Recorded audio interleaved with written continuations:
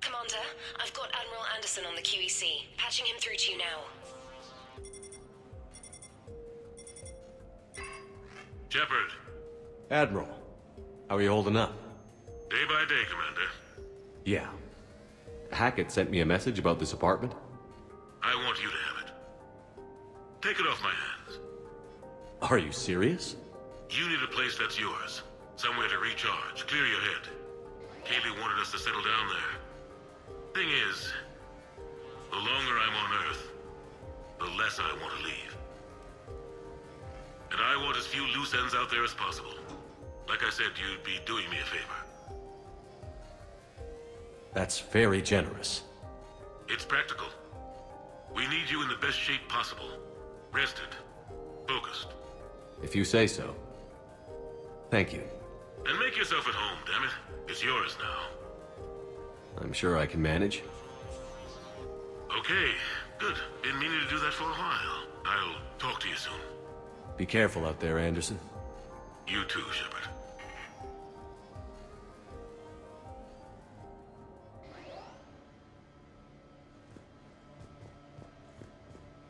You never asked me about this, but my wife just called. My ex-wife. Nobody likes to talk about the toll that long months apart can have on military relationships. She wasn't military. You have received a new message. But it's not even about military and non-military, damn it. It's spaceflight. Spaceflight. Finding the mass relays, miracles of engineering. Human imagination rising to meet our desires. We pay a price for that curiosity, that drive. Our relationships suffer. People we love suffer. But that's reality. And it's worth the cost. I must have thought it was. I guess I still do. In the end, you just have to hope you made the right choices.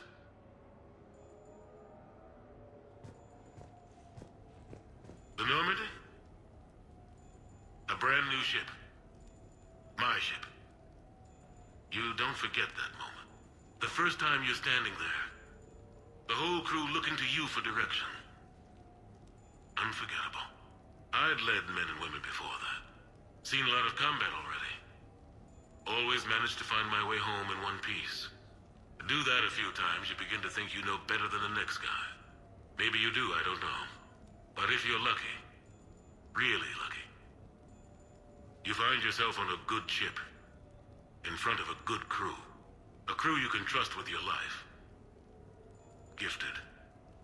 Disciplined. Brave. All of them. Eager to set sail into the endless black ocean. I still remember my XO asking what my orders were. Shepard, I said. Let's see what we can find.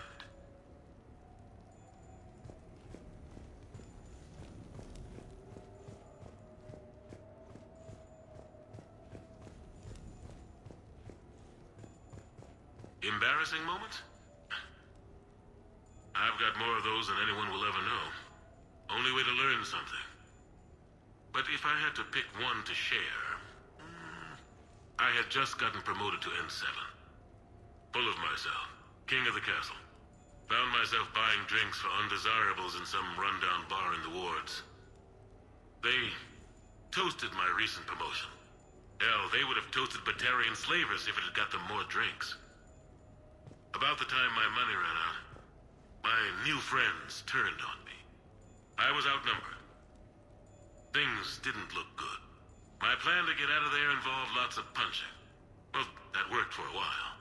Then a table hit me. Or I fell down. When I came to, I saw a Solarian putting the rest of the troublemakers down. A Solarian? Moved like a damn cat, I swear. When everybody was out cold. Or running. He walked over and helped me up. N7, he asked. Yes, sir, I replied. He looked over my collection of unconscious friends, nodding. Not bad, human, he said. And he walked away. I had met my first Spectre. Learned an important lesson that day. No matter how good you think you are, there's always somebody quicker, faster, and a hell of a lot smarter than you just around the corner. That little lesson's kept me alive more than once since then.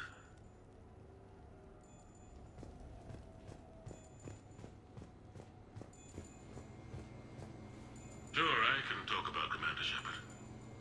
Big topic. There's been a lot written about the Commander, but most of it isn't true. People are quick to judge. They don't know the whole story. I don't even know the whole story. But I know the man. Worked with him. Fought with him. Trust him with my life. Shepard's had some rough patches. Who of us hasn't? He's been forced to fight a lot of battles alone. God only knows how he got out of some of that. Makes your head spin. Thing is, you never heard a complaint. Never once got, no sir, I can't do that. He never hesitated. Few people know what Shepard's been through. I'd like to think I come pretty close. And I worry sometimes he forgets. There's a whole bunch of people who lose sleep over him getting back home. Maybe it doesn't need to be said. Maybe we're too dumb to say it. Soldiers like the Commander are rare. Men like Shepard, even more rare.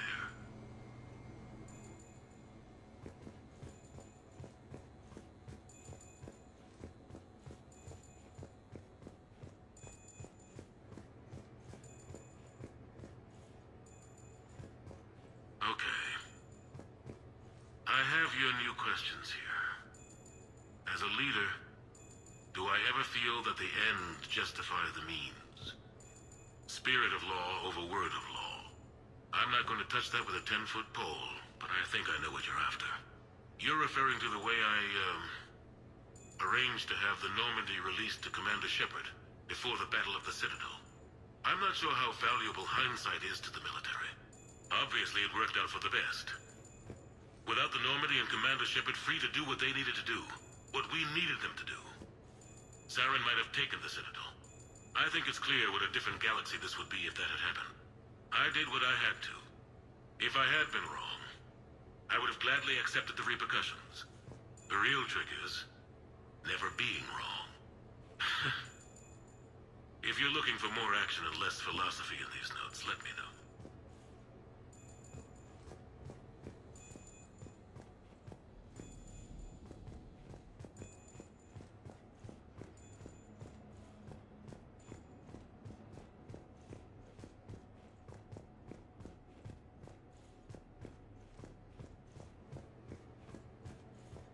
You asked me to talk about the SSV Normandy.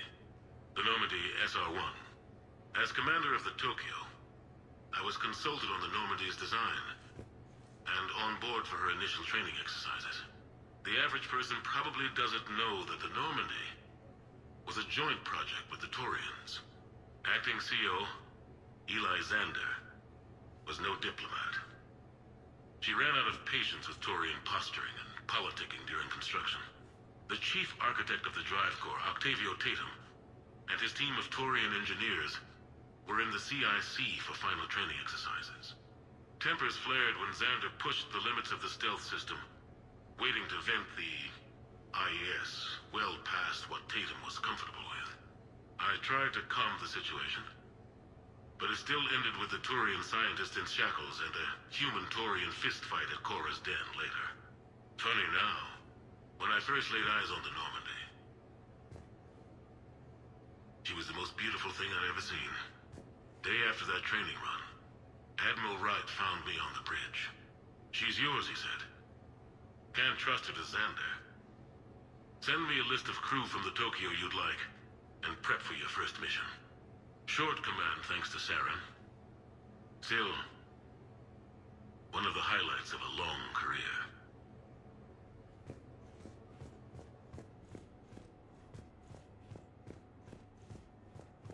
The Turians? Well, I might not always see eye to eye with the politics and the individual, but I have a great respect for the Turian military. Any Alliance soldier lucky enough to take part in their training programs will certainly be better for it. Their precision, skill, and discipline come together in a way that's second to none. Not that I'm faulting our own people or training. It's just that after fighting Turians in the First Contact War, years later, I had the opportunity to observe and train on Palaven. It was a turning point for me. And I would encourage any soldier to try it. It's a unique experience to put yourself in the squad of a Turian commander. My commander was an uncompromising bastard named Bartux Oryx. If you can find him, just ask how the platoon I commanded was trounced in his strategy game. Humbling. But I've used what I learned that day many times. The xenophobes will have their say. But I think it's vital that we do more of this kind of cross-species training. There you go. And if you do find General Oryx, let me know. I owe him money.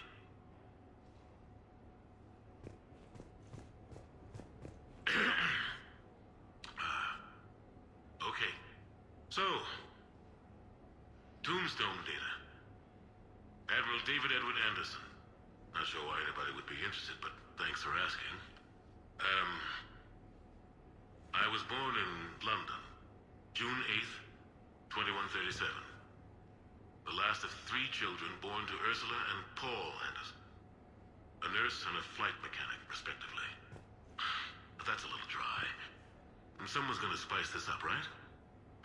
Never been much for the spotlight. Anyway, where was I? It was a second marriage for my parents. They were almost 50 by the time they had me. My mother worked shifts, so my father would often take me to the base. While he worked, I watched transport ships and fighters take off. Worked his whole life around space travel, my father. But he never left Earth. Not for a day. He was a good man. But that's just a side note. Don't put that in.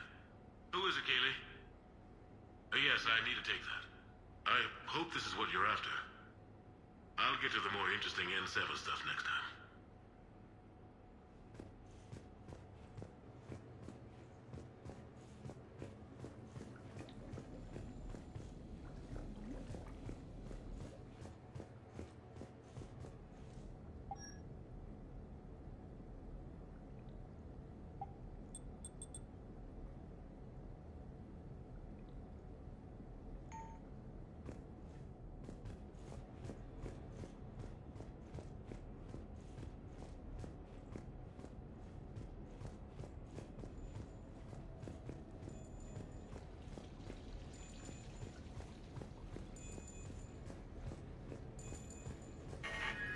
A few months ago, I had a chance to sit down with one of Earth's most decorated soldiers, Admiral David Anderson. He was kind enough to answer my questions and talk about his career. Today, the Admiral is on Earth, leading the defense of our home against the Reapers. We have no communication with him or any soldiers on Earth, but we can't forget what they're doing for us. Tonight's show is dedicated to all of the soldiers out there, fighting and dying to keep us safe. Admiral Anderson, today marks the 30th anniversary of the N7 program. Can you describe your first day of training in this now famous program? The Interplanetary Combatives Training Program is all business from day one. How so? We're given basic gear. Then then separated and stranded on an asteroid with no nav data. The test ends when the last person runs out of oxygen. Sounds daunting. What happens to the ones who run out of air first? Out of the program. The best N7s can survive alone, but work together to survive even longer. That's very impressive, Admiral. Deep space survival training. That has to be so difficult. All of it would take such strength of character. Well, just plain strength. But then you seem like a strong person. I'm sorry. Is there a question in there? Well, does the program make the man? Or do you think you were born for this? It's a bit of both, I suppose. Every soldier reaches a point in their career, sometimes more than once, when they are asked to give more than they ever thought they could. That moment is the test. I've seen men and women, almost sure to fail, persevere long past the point of breaking. That experience changes them. Others, with all the gifts and abilities, fail in that moment. Sometimes they pick themselves up and carry on. Sometimes they're just done. What about you? What was your moment? I've had a few, none of which I'd like to share. But, I think the toughest tests are still ahead of me. What makes you say that? Call it a hunch. Soldier's intuition? Something like that. Do you trust your intuition? I mean, do you follow your heart over your mind? Well, it depends on the day. No, I suppose if I were to be honest, I do trust my instincts. The problem is, war isn't orderly. And the enemy is never predictable. Even the most experienced veteran is going to find themselves in situations they haven't trained for. In those instances, and there's more than I'd like to admit, your instincts are the only thing keeping you alive. That, and the men and women you're fighting beside. But soldiers are only as good as their leader, isn't that true? Yeah. A good leader can make an okay squad great. A bad leader, well, war tends to make examples of them. What makes a good leader, then? A good leader is someone who values the life of his men over the success of the mission, but understands that sometimes the cost of failing a mission is higher than the cost of losing those men. That's a terrible line to have to walk. Yes, it is. But war is a terrible thing. Thank you for your time, Admiral. Thank you. The remainder of this interview was to take a more personal look at Admiral Anderson's life. It wasn't finished when the Reapers invaded. We can only hope that the Admiral and the soldiers under his command survive to tell us the rest of their stories. I'm Khaleesa Al-Jilani. Thank you for watching.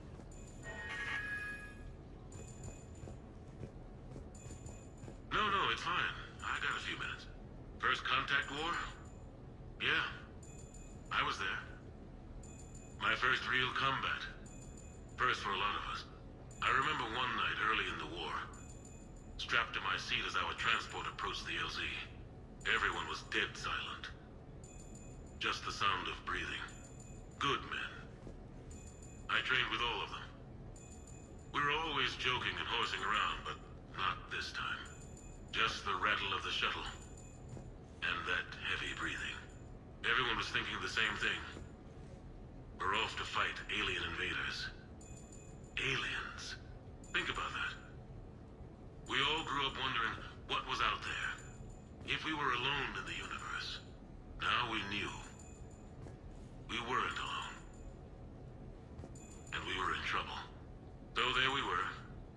About to face an enemy as different and unknown as we could imagine. I knew I had to say something, keep the men relaxed.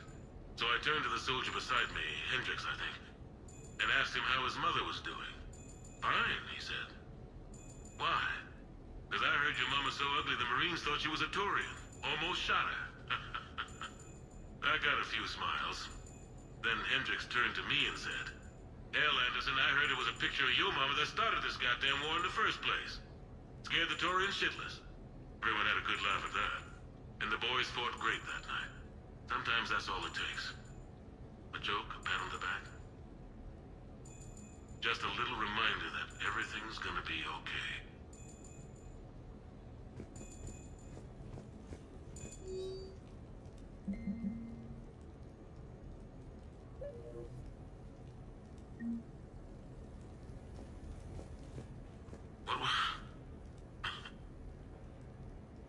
What was I talking about? Early days, right? People ask why I joined the military. Everyone talks about honor, duty, sure. But that's never the whole truth. It's 100 little things that add up to commitment. I joined because of a dog. Yeah, a dog.